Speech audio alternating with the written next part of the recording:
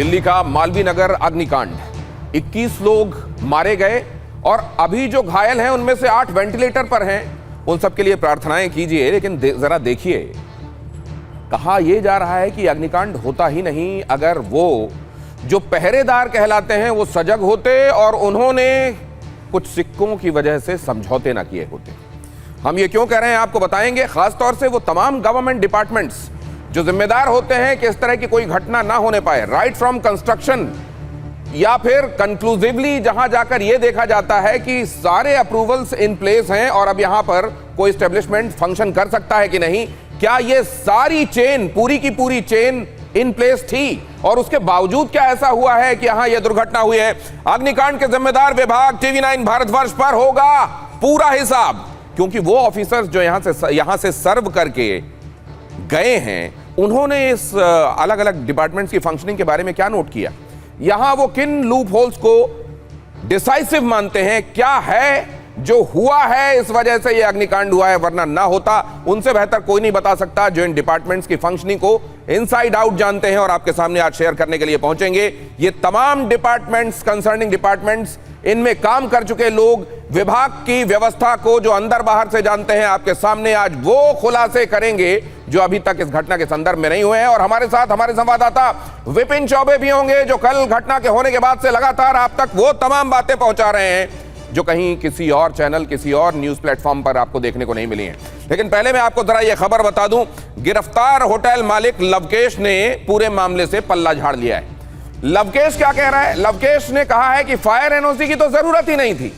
लवकेश के मुताबिक 15 मीटर ऊंची इमारत अगर है तो उसको फायर डिपार्टमेंट से किसी नो ऑब्जेक्शन सर्टिफिकेट की जरूरत ही नहीं होती।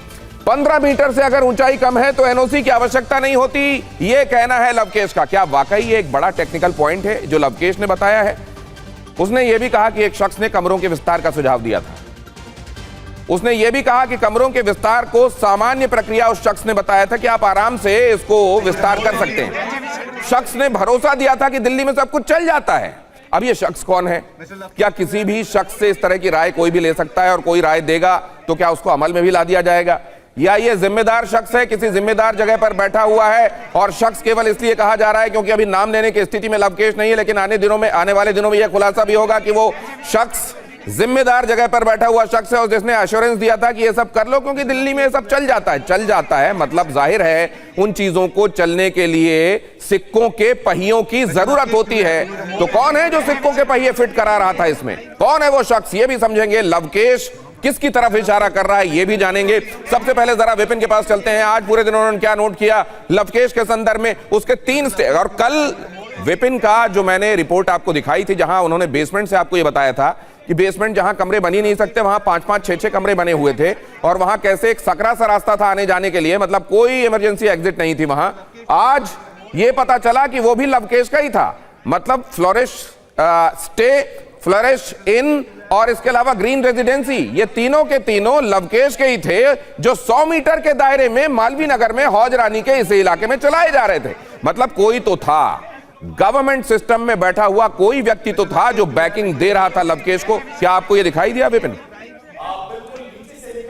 गणेश जी, जहां पर बिजली का कनेक्शन लगता है, आप ये जानते हैं कि रेजिडेंशियल कनेक्शन क्या होता है और कॉमर्शियल कनेक्शन क्या होता है। इतनी बड़ी बिल्डिंग के लिए 5 फ्लोर, 25 कमरे, रेस्टोरेंट, बेसमेंट, इतनी बड़ी बिल्डिंग के लिए कितनी मोटी केबल, कितने बड़े कनेक्शन, कितना किलोवाट लोड होगा। और बिजली विभाग के जो कर्मचारी होते हैं वो हर महीने आते हैं लोड चेक करने के लिए, आपके मीटर से बिल निकालने के लिए। उन्होंने आंखें बंद की। इसके अलावा एमसीडी जब ये पूरा रेनोवेट हो रहा था उसने आंखें बंद की। इसके अलावा फायर डिपार्टमेंट और पुलिस विभाग। और कल भी हम ये कह रहे थे कि जब एक छोटा सा आप पान का खोखा लगाइए किसी चौराहे पर दिल्ली में तो तमाम लोग आपके पास आते हैं पहुंचने और महीने की हिस्सेदारी तय करते हैं। ये कैसे ऐसा हो सकता है? ये जो पलकें बंद होती हैं, जो आंखें बंद होती हैं, इन आंखों में, पलकों पर बोझ किस चीज का, किस तरह की चीजों का होता है? सिक्कों का होता है क्या? ये क्यों पलकें बंद होती हैं? क्यों चीजों को, इतनी अहम चीजों को नजरअंदाज कैसे किया जाता है? इंसानी जानों का सौदा कैसे किया जा सकता है? हमारे साथ जुड़ रहे हैं जीसी मिश्रा जी, जो फायर डिपार्टमेंट को देखते रहे। Doctor GC Mishra, farmer director Delhi fire service, मतलब इस महकमे की टॉप पोस्ट को सर्व कर चुके हैं। और इसके अलावा डिपार्टमेंट ऑफ पावर से पीके त्रिपाठी जी हमारे साथ जुड़ रहे हैं, फॉर्मर चीफ सेक्रेटरी। ये जो है इनके बारे में कहा जाता है कि दिल्ली के पावर सेक्टर को स्टेबलाइज करने के मामले में इनका बहुत बड़ा रोल रहा है। म्युनिसिपल इंफ्रास्ट्रक्चर और वाटर रिसोर्सेज को भी स्ट्रीमलाइन करने के मामले में इनकी एक बड़ी महत्वपूर्ण भूमिका रही है। लेकिन पहले जीसी मिश्रा साहब, 15 मीटर से अगर बिल्डिंग 15 मीटर के भीतर है तो फायर एनओसी की जरूरत नहीं पड़ती क्या? नहीं, रेजिडेंशियल बिल्डिंग में ज़रूरी नहीं है NOC. As per the Delhi fire service act and rules of 2010 it is not required. But it was not a residential building, sir. It is a completely commercial building. नहीं, आपको थोड़ी सी इंफॉर्मेशन नहीं है, मैं करेक्ट कर देता हूँ। National building code of India part 4 2016 version अगर आप देखें, या नेशनल बिल्डिंग कंस्ट्रक्शन स्टैंडर्ड्स 2026, इसमें रेजिडेंशियल बिल्डिंग के अंतर्गत ही होटल्स आते हैं A5 और A6 कैटेगरी में। जी।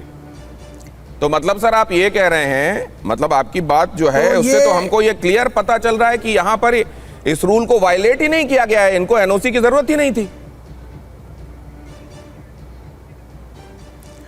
जी हाँ, अब ये बिल्डिंग की हाइट कितनी है ये तो मैं नहीं जानता हूँ, लेकिन अगर 15 मीटर से कम है तो it is not mandatory for him to obtain NOC from the fire department. तो सर 15 मीटर सिर्फ, नॉर इट इज सर इसमें केवल एक यार्ड स्टिक है sir, sorry to interrupt you in between, केवल एक यार्ड स्टिक है सर क्या कि बिल्डिंग की ऊंचाई क्या होगी जी। या इसके यार्ड स्टिक्स में ये भी है कि नंबर ऑफ रूम्स क्या होंगे जिसमें लोग ठहर रहे होंगे या रुक रहे होंगे, कितने लोग हैं जो उसके अंदर अंदर रह सकते हैं इमारत के, क्या ये भी उसमें शामिल किया जाता है? केवल हाइट ही इसका एकमात्र पैरामीटर है?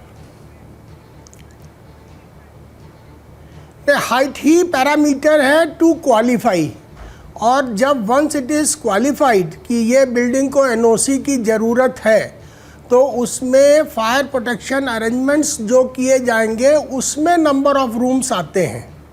तो दो कैटेगरीज हो गई, एक तो building not requiring fire protection arrangements और not requiring NOC from the fire department, और दूसरी कैटेगरी है जो buildings requiring NOC from the fire department. तो उनका जो फायर प्रोटेक्शन का डोज है या जो रिक्वायरमेंट्स है वो इस बात पर निर्भर करते हैं कि वो कितना बड़ा है, कितना ऊंचा है और उसमें कितने कमरे हैं।